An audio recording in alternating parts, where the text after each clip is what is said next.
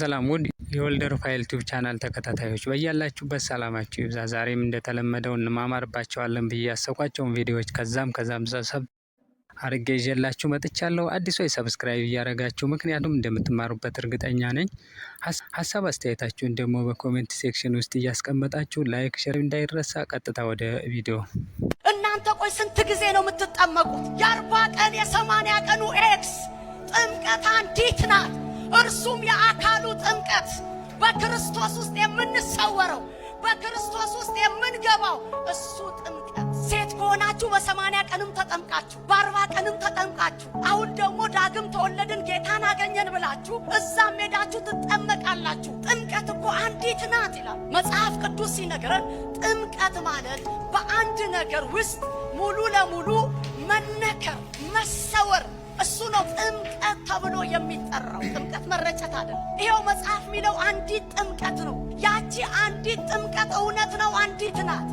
ያቺ ጥምቀት ግን የውሃ ጥምቀት ሳትሆን የአካሉ ጥምቀት ናት። እርሷም አንዲት ናት። ሰው ሁሉ ኢየሱስን በማመን የሚጠመቅበት፣ ሰው ሁሉ ወደ ኢየሱስ የሚገባበት፣ ሰው ሁሉ ወደ ኢየሱስ የሚሰወርበት። አዎ ጥምቀት አንዲት ናት። ውድ የእግዚአብሔር ቤተሰቦች ይህንን ቪዲዮ ሰምተናል፣ አይተናል። ያው በዚህ ቪዲዮ ላይ ስለ ጥምቀት ነው የተነሳውና እንደ እግዚአብሔር መልካም ፍቃድ እስቲ መጽሐፍ ቅዱስ ስለ ጥምቀት ምን ይላል፣ ቤተክርስቲያናችን መጽሐፍ ቅዱስን መሰረት አድርጋ ስለ ጥምቀት ምን ታስተምራለች የሚለውን እንደ እግዚአብሔር መልካም ፍቃድ እናያለን ማለት ነው። እንግዲህ ውድ የኦርቶዶክስ ተዋህዶ ልጆች ሚስጥረ ጥምቀትን በተመለከተ የቤተክርስቲያናችን አስተምሮ ከአምስቱ አዕማደ ሚስጥር ውስጥ በሶስተኛ ደረጃ ላይ የሚገኘው ሚስጥረ ጥምቀት ነው።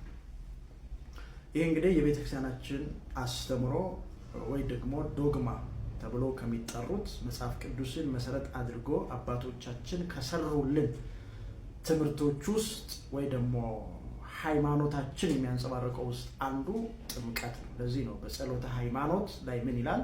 ኃጢአት በሚሰረይባት በአንዲት ጥምቀት እናምናለን ብሎ አባቶቻችን ሁልጊዜ በጸሎታችን እንድንጸልይና መጸለይ ብቻ ሳይሆን ደግሞ ይሄንን ነገር ለዓለም እንድናውጅ ጸሎተ ሃይማኖት ላይ ያስገቡልን ማለት ነው። ስለዚህ አምስቱ አዕማደ ሚስጥር ላይ የመጀመሪያዎቹ ሁለቱ አምነን የምንቀበላቸው ሚስጥረ ሥላሴና ሚስጥረ ሥጋዌ፣ በሶስተኛና በአራተኛ ደረጃ ላይ ደግሞ አምነን የምንተገብራቸው ሚስጥረ ጥምቀትና ሚስጥረ ቁርባን፣ በአምስተኛ ደረጃ ደግሞ አምነን በተስፋ የምንጠብቀው ሚስጥር ደግሞ ሚስጥረ ትንሣኤ ሙታን። እነዚህ አምስቱ አዕማደ ሚስጥር የቤተ ክርስቲያናችን ምሰሶዎች ናቸው ማለት ነው። ከነዚህ ውስጥ እንግዲህ አንዱ ምንድነው? ጥምቀት ነው።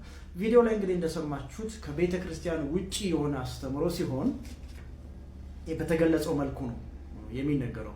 በቤተ ክርስቲያናችን አስተምሮ ግን ጥምቀት ማለት ምን ማለት እንደሆነ እስቲ እናያለን። ጥምቀት ማለት በቤተ ክርስቲያናችን አስተምሮ እንዲህ ነው ትርጉሙ። ጥምቀት የሚለው ቃል አጠመቀ፣ ነከረ፣ ዘፈቀ፣ ቀበረ ከሚለው የግዕዝ ግስ የወጣ ሲሆን በገቢር ሲተረጎም በማየገቦ ማጥመቅ፣ መንከር፣ መዝፈቅ፣ መቅበር ማለት ነው ይልና ይሄም የአጥማቂውን ወይንም ደግሞ የካህኑን ግብር ያመለክታል። አጥማቂ ማን ነው? ስልጣነ ክህነት ያለው ሰው ብቻ ነው መሆን ያለበት። ለምን? ጌታችን መድኃኒታችን ኢየሱስ ክርስቶስ በማቴዎስ ወንጌል ምዕራፍ 28 ከቁጥር 19 ጀምሮ ስታነቡ በአብ በወልድ በመንፈስ ቅዱስ ስም እንዲያጠምቁ ያዘዘው ማን ነው? ሐዋርያትን። ሐዋርያት እነማን ናቸው? ስልጣነ ክህነት ያላቸው ማለት ነው። ለዚህ ነው እንግዲህ አሁን ማጥመቅ፣ መንከር፣ መስፈቅ፣ መቅበር ማለት ነው ይልና ይሄም የአጥማቂውን ወይንም ደግሞ የካህኑን ግብር ያመለክታል ይልና የቤተክርስቲያናችን ትርጓሜ ነው። ቀጥሎ ደግሞ በተገብሮ ሲተረጎም ደግሞ ጥምቀት ማለት መጠመቅ፣ መነከር፣ መዘፈቅ፣ በውሃ ውስጥ መቀበር፣ መላ አካልን ውሃ ውስጥ ማስገባት ማለት ነው ይልና ይሄ ደግሞ የተጠማቂውን ግብር ያመለክታል። የሚጠመቀው ሰው ማለት ነው። እንግዲህ ይሄ ከየት ነው የመጣው ካልን መጽሐፍ ቅዱስን መሰረት አድርጎ ማለት ነው። እዚህ ቪዲዮ ላይ እንደሰማችሁት ግን መረጨት የሚል ነገር ሐሳብ ተነስቷል። አይደለም። ቤተክርስቲያናችን አስተምሮ ጥምቀት አንዲቷ ጥምቀት ወደ እግዚአብሔር መንግስት የምታስገባው አንዲቷ ጥምቀት ለኃጢአት ስርየት የምትሰጠው ኢየሱስ ክርስቶስ የማዳንን ስራ ለኛ ሰርቶ ይህንን የማዳኑን ስራ የራሳችን የምናረግባት አንዲቷ ጥምቀት እሷ መጽሐፍ እንደሚያስቀምጠው ጥምቀት አንዲት ነች ብሎ ኤፌሶን 4:5 ላይ ሃይማኖት አንድ ነው፣ ጌታ አንድ ነው።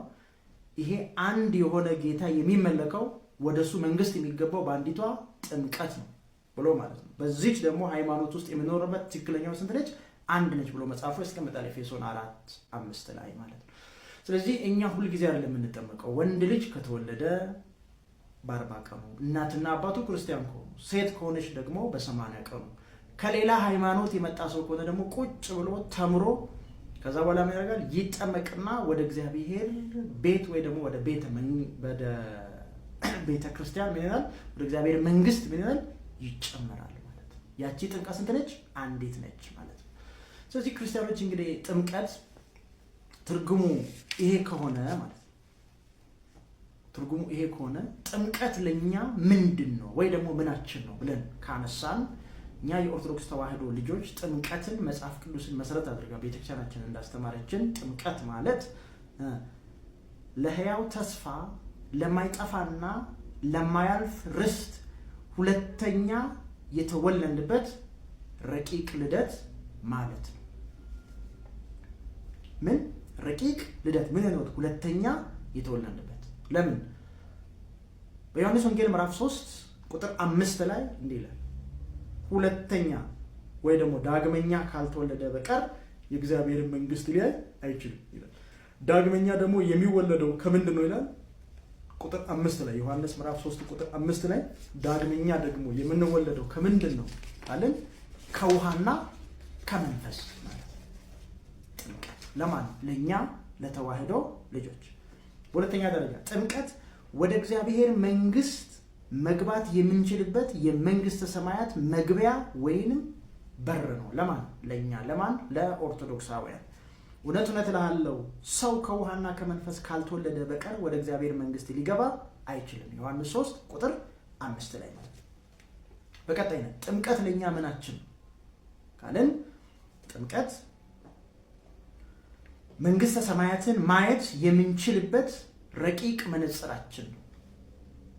ይሄም እዛው ዮሐንስ ምዕራፍ 3:3 ላይ እናገኛለን። እውነት እልሃለሁ ሰው ዳግመኛ ካልተወለደ በቀር የእግዚአብሔርን መንግስት ሊያይ አይችልም። ስለዚህ መንግስት ሰማያት የምናይበት ረቂቅ ምናችን ነው? መነጽራችን ነው ማለት ነው። ሌላስ? ጥምቀት ለኛ ለኦርቶዶክስ ተዋህዶ ጌታ ባስተማረው መሰረት የጌታን ወንጌል የተከተለች ቤተክርስቲያን ጥምቀት ለኛ ምናችን ነው? ጥምቀት አይሁዳዊ፣ አረማዊ፣ ጌታና ሎሌ፣ ልጅና አዋቂ፣ ወንድና ሴት አንድ የሚሆንበት የአንድነትና የእኩልነት ሚስጥር ነው። ማን? ጥምቀት ማለት ነው። ሌላስ? ጥምቀት ለኛ ምናችን ነው ካልን ጥምቀት በኃጢአት ያረጀው አሮጌ ማንነታችን ተወግዶ ክርስቶስን የምንለብስበት ታላቅ ሚስጥር ነው። ለማን? ለኛ ማለት ነው። ስለዚህ ገላትያ ምዕራፍ 3:27 ላይ እንዲህ ይላል፣ ከክርስቶስ ጋር አንድ ትሆኑ ዘንድ የተጠመቃችሁ ሁላችሁ ክርስቶስን ለብሳችኋል። ክርስቶስን የምንለብሰው ስንጠመቅ። ይህንን መጽሐፍ ቅዱስን ይዘን አነሳ። እስቲ አባቶች ደግሞ እስቲ ምን አሉ? ለምሳሌ ቅዱስ ዮሐንስ አፈወርቅ እንዲህ ይላል፣ ጥምቀት ለኃጢአት ስርየት ሰጠን። ምንም? ጥምቀትን ለኃጢአት ስርየት ሰጠን፣ እንዲሁም በዚሁ በጥምቀቱ ከፍዳ እንድንድንም መንግስቱን እንድንወርስ አደረገ አለ። ማን? ቅዱስ ዮሐንስ። ሌላስ? ቅዱስ ጎርጎርዮስ ዘኑሲስ እሱ ደግሞ ምን ይላል? ጥምቀት ከኃጢአት የሚያነጻ ነው፣ መስተሰረይ በደል ነው፣ የመታደስና የአዲስ ልደት ምክንያት ነው። ምንም? ጥምቀት። ስለዚህ ትክክለኛው ጥምቀት ትክክለኛ ስልጣነ ክህነት ባላቸው ሐዋርያትን በተከተሉት አባቶች የምታጠምቀው ቤት ማነች? የኢትዮጵያ ኦርቶዶክስ ተዋህዶ ቤተክርስቲያን ነች። ለዚህ ነው ያመነ የተጠመቀም ይድናል። ስለዚህ ለመዳን ማመን ዜን መጠመቅ በማን ነው የምንጠመቀው? ስልጣነ ክህነት ባላቸው ሐዋርያትን በተከተለች ቤተክርስቲያን። አባታችንን ቃለ ሕይወት ያሰማልን። የመጀመሪያውን ትምህርት ይህንን ይመስል ነበር። እርግጠኛ ነኝ ተምራችሁበታል። ቀጣዩን ቪዲዮ ለማየትም ጓጉታችኋል። ሀሳብ አስተያየታችሁን በኮሜንት እያስቀምጣችሁ ወደ ቀጣዩ እንሄዳለን። ከኋላ የምትመለከቱት ታቦት ተብሎ ጨርቅ ተሸፍኖ የምታዩት ነው። በነገራችን ላይ እሱ መክተፊያ ነው። እሱም በቃ እኔ ስላየሁት ነው፣ ጣውላ ነው። በቃ እግዚአብሔር ለመጀመሪያ ጊዜ ታቦት ይስሩ ብሎ ያዘዘበት የመጽሐፍ ቅዱስ ክፍል ኦሪት ዘጸአት ምዕራፍ 25 ቁጥር 10 ነው። አነበዋለሁ። ከግራር እንጨትም ታቦትን ይስሩ። ከምን እንጨት? እስቲ የሰማችሁን ብቻ ንገሩ። ከግራር እንጨት ይሰማል። እዛኛው ቤት ከግራር እንጨት ቀረሮ፣ ጣውላ ምናምን ስትል የነበርከው ሰውዬ ማለት ነው። ከግራር እንጨት ነው የሚለው እኮ መጽሐፉ። ልክ እንደሚለው እግዚአብሔር እንደሚለው ነው ቅድስት ቤተክርስቲያናችን የምትኖረው። ከግራር እንጨትም ታቦትን ይስሩ ካለ በኋላ ርዝመቱን፣ ወርዱን፣ ቁመቱን በውስጥና በውጭ በወርቅ እንዲለበጥ ዝርዝሩን ያዛል። ይህን ታቦቱን ይስሩ የሚለውን የእግዚአብሔርን ቃል ሊቀ ነቢያት ሙሴ ከያዘ በኋላ ታቦተ እግዚአብሔር ለመጀመሪያ ጊዜ የሰራው ባስልኤል የሚባል ጥበበኛ ሰው ነው። ምናልባት አንዳንድ የተናገርካቸው ነገሮች አሉ ቪዲዮ ላይ ቀድም ስመለከት መርካቶ ነው የሚጠረበው ወይ ደግሞ አንዳንድ ገዳማት ከቤተ ክርስቲያናችን በተለያየ ምክንያት የተወገዱ አገልጋዮች ናቸው ታቦቱን የሚጠርቡት የሚሰሩት ምናምን ስትል አፈን ስትከፍት አይቻልም። መቼም ከሰማይ መልአክ ወርዶ አይሰራም። ከሰማይ መልአክ ወርዶ ታቦቱን ሰራ የሚል የመጽሐፍ ቃል የለም። ኦሪት ዘጸአት ምዕራፍ 37 ቁጥር 1 ላይ ስንመለከት ባስልኤልም ከግራር እንጨት ታቦቱን ሰራ ይላል። ባስልኤልም ሰው ነው። አሁን ታቦቱን ከግራር እንጨት የሚሰሩትን ሰዎች ናቸው። ይህም ብቻ አይደለም፣ ታቦቱን ዘይት እየቀባው ምናምን ነገር ብለሃል አንተ። ዘይት ያልከውን የእግዚአብሔር ቃል ቅዱስ የሚል ቃል ይጨምርበትና ቅዱስ ዘይት ይለዋል ወይም ሜሮን ይለዋል። ላንብብልህ ለመሰለ መጻሕፍትንና የእግዚአብሔርን ኃይል ስለማታውቅ ሁልጊዜ ትስታለህ፣ ደግሞም ታሳስታለህ። እኔ የሚያሳዝኑን ትንቢት የሚፈጸምባቸው ምሳሌ የሚደርስባቸው ሰዎች እየሆኑ ያሉ በመጨረሻው ዘመን የእናንተን የሐሰት ትምህርት እየሰሙ ከቅድስት ቤተክርስቲያን ጉረኖ የሚወጡ አንዳንድ የዋህና ምስኪን ምዕመናን ያሳዝኑኛል። እኛ ግን በጸናውና በተደላደለው እግዚአብሔር ቃል መሰረት ላይ ስር ሰደን ስላደግንና ስለታነጽን ወጀቢው እንደው ቢያይልብን ነፋሳት ቢነፍሱ ማዕበል ቢነሳብን አንነዋወጽም። የዛሬው ዝግጅት ይህንን ይመስል ነበር። እርግጠኛ ነኝ ተምራችሁበታል። ሀሳብ አስተያየታችሁን ኮሜንት ላይ አስቀምጡልኝ። በያላችሁበት ሰላማችሁ ይብዛ። ሰላም እግዚአብሔር አይለያችሁ። ቻው ቻው።